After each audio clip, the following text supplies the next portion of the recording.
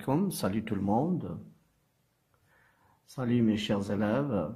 Dans le cadre du programme du deuxième semestre, la période 6, j'aimerais présenter cette leçon aux élèves qui pourraient être distraits en classe ou qui se trouvent un peu déconcentrés.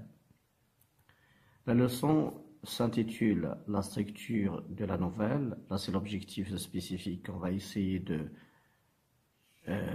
d'arriver ou d'y arriver. De manière générale et de manière très particulière, c'est la structure de la nouvelle policière qui est importante. Alors, commençons par la découverte du support.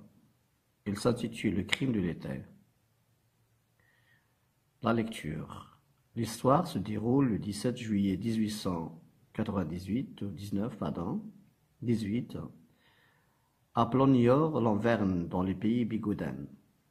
Comme chaque dimanche matin, j'allais chez mon ami Paul. C'était un jeune homme âgé d'une quarantaine d'années. Il était plutôt grand, mince, avec un visage maigre. J'arrivais chez lui aux environs de 11 heures. Tout était fermé.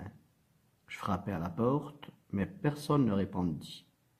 Je pensais qu'il était parti faire ses courses, donc je repassais vers 12 heures. Mais rien à faire. Personne ne répondait. Je vis un voisin de Paul. Je lui demandai s'il avait vu Paul ce jour-là. Là, c'est une erreur, parce que le récit au passant peut avoir aujourd'hui. Bon, mais il me répondit que non. Alors je me décidai à faire le tour de la maison. Soudain, je vis un carreau cassé. Je pénétrai dans la maison lorsque je vis Paul mort dans son fauteuil. Mon cœur battait très fort. Je me précipitai vers le téléphone pour appeler la gendarmerie.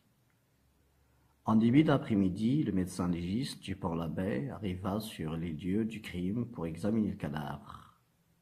Le commissaire Blanchard, chargé de l'enquête, sortit du mur la balle à l'aide d'une pince à épiler. Le criminel avait dû rater son premier tir, mais le deuxième, il ne l'avait pas loupé. Il s'agissait d'une balle du calibre 22, long rifle. J'accompagnai les policiers au commissariat.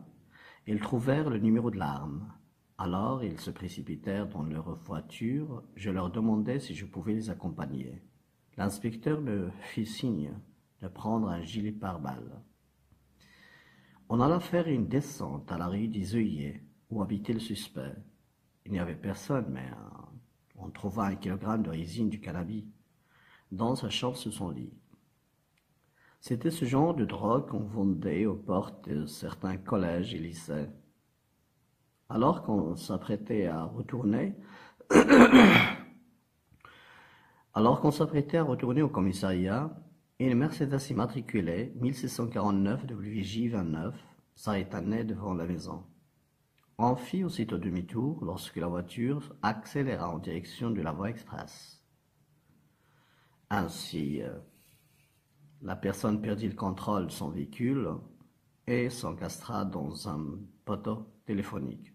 Heureusement, il n'était pas grièvement blessé et je pus l'arrêter.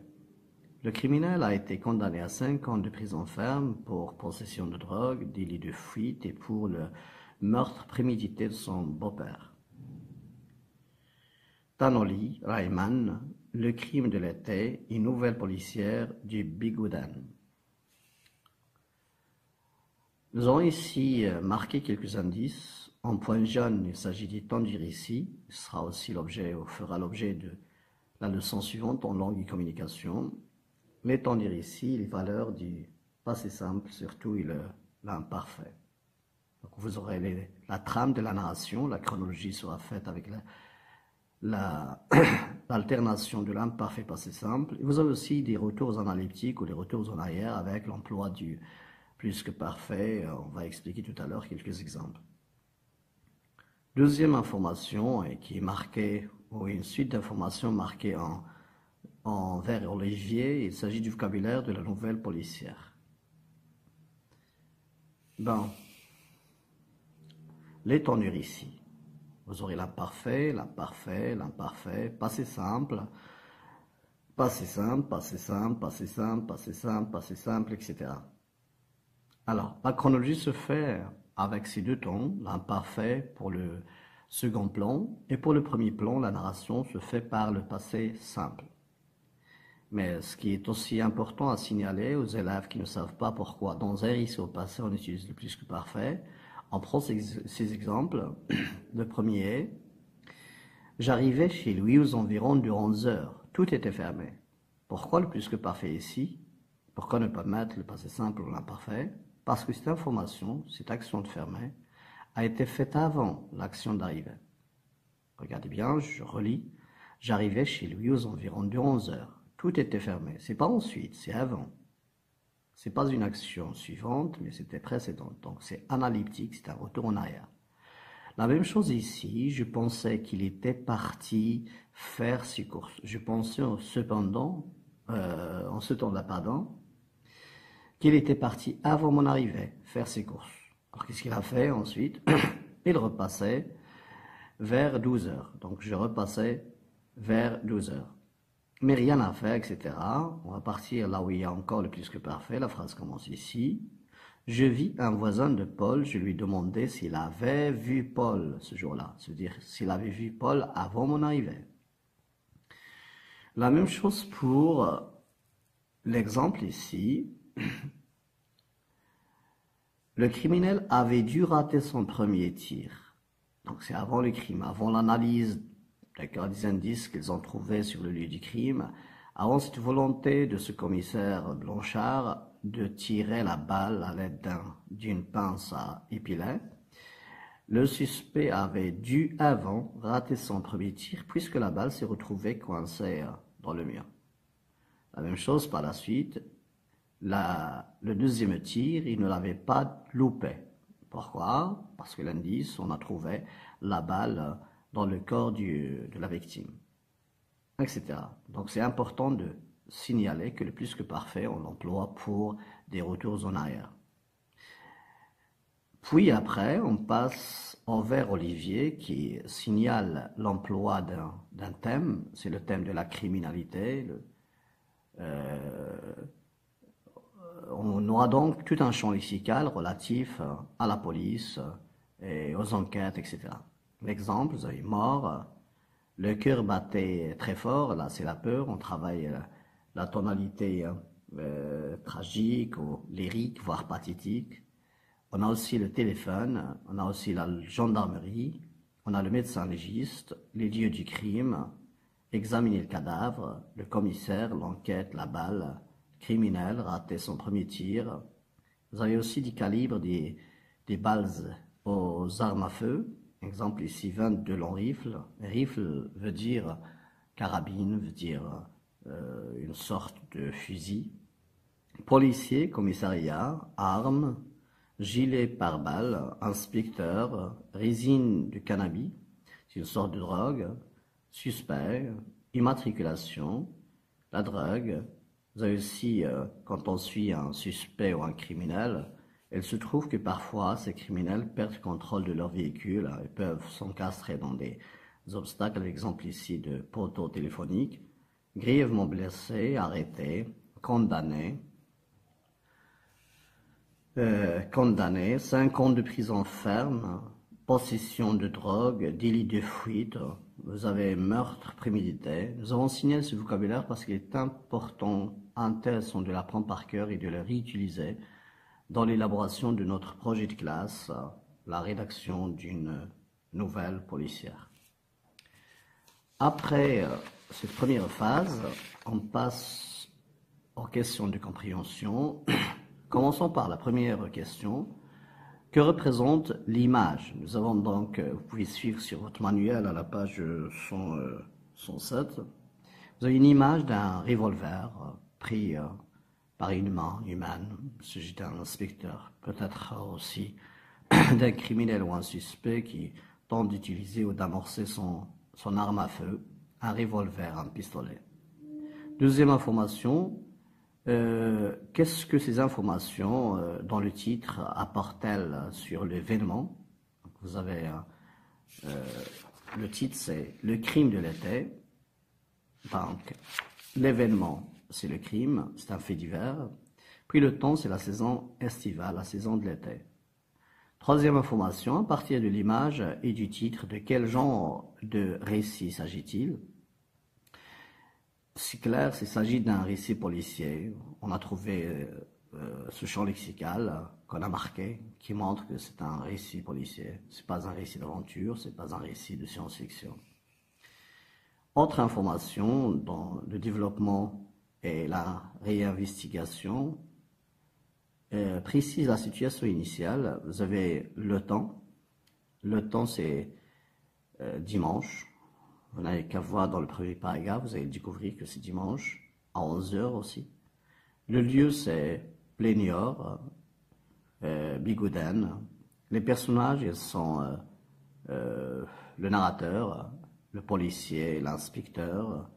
On a aussi le médecin légiste. 3 points de suspension, c'est à vous de parcourir le texte pour tirer la liste des personnages en action dans ce récit. Deuxième information, s'agit-il d'un cadre? C'est pas réel parce que ce n'est pas une autobiographie, donc il devait écrire réaliste, c'est-à-dire vraisemblable, proche de la réalité vécue dans la vie quotidienne par les lecteurs. Imaginaire, ok, normalement ils doivent mettre ici encore surnaturel ou fantastique pour que ça ne soit pas vraisemblable, pour avoir ici vraisemblable, invraisemblable. Le récit, l'imaginaire, il est dans le cadre réaliste. De toute manière, là, c'est mal posé comme question. Troisième question, quel est l'événement inattendu? Ça veut dire l'énigme à résoudre. Il s'agit donc de la mort d'une personne et cette victime, on s'attendait à coincer son tueur. Quatrième information, vous demande d'entourer la bonne réponse. Sur le lieu du crime, le commissaire Blanchard découvre un pistolet, un couteau, une balle. Alors nous avons découvert la balle. Mais quand même, on a marqué encore ici en vert olivier, c'est le terme que vous devez rajouter à la liste inexhaustive du champ lexical de la criminalité pour le réutiliser après dans l'élaboration du projet. Qui a arrêté le criminel? Est-ce le commissaire? Est-ce le médecin légiste? Est-ce le narrateur? Encore, le criminel était-il un vendeur de drogue, c'est-à-dire un dealer ou bien un voleur? Donc c'est un dealer, c'est un vendeur de cannabis. Le coupable, est-ce qu'il s'est rendu?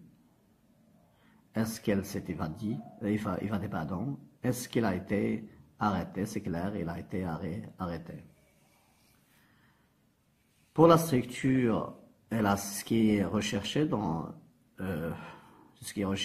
ce texte, ou plutôt comme objectif de cette leçon. On vous demande de délimiter où commence la partie, où finit-elle, pour la situation initiale, pour l'élément perturbateur, pour les péripéties, la situation finale, puis la chute. Vous avez donc 5 éléments composant la structure de la nouvelle policière. Pour la situation initiale, il devait marquer la présentation des personnages, le lieu, le temps, sans qu'il y ait de problème là-dessus. Ça commence depuis le début jusqu'à tout est éphémère. Donc rien n'est problématique, tout est clair, tout est calme. Alors pour l'élément perturbateur ou l'élément dérangeant ou déclencheur aussi, on l'appelle élément perturbateur ou élément déclencheur, ça commence à partir de je frappais jusqu'à carreau cassé. Pourquoi nous avons pris uniquement ce paragraphe? Parce que c'est là où le narrateur se trouve en état d'être très dérangé. Et il est indécis. Cette indécision, ce dérangement est marqué par une suite de 3 propositions où il y a la conjonction mais. Et aussi, il a fini par une conséquence, un résultat de alors, qu'est-ce qu'il a fait? Il a pris la décision de contourner la maison, ou faire le tour de la maison pour trouver qu'il y a une vitre cassée. Mais il n'est pas encore entré dans le vif de l'affaire, il n'est pas entré en problème. Pour les péripéties, ça commence par je pénétrais jusqu'à la voie express. Puis la situation finale, ça commence à partir de ainsi jusqu'à je puis l'arrêter. Puis la chute encore, c'est pour un seul personnage, c'est le personnage suspect. Le criminel, ça commence par le criminel a été condamné jusqu'à beau-père. Donc c'est un parricide, quelqu'un qui a tué son père. Dernière leçon, dernière question, elle est posée par rapport à la réaction du lecteur face au texte. À ton avis, pourquoi Paul a été assassiné? Que serait le mobile du crime ou le motif du crime? Pourquoi a-t-il tué la personne? Donc on peut supposer que ce beau-fils a été découvert par son beau-père en train de vendre du cannabis, de la drogue, donc ce qui n'a pas plu au beau-père. Peut-être il a expulsé, c'est ainsi que le mobile du crime serait la vengeance. Merci pour cette première partie.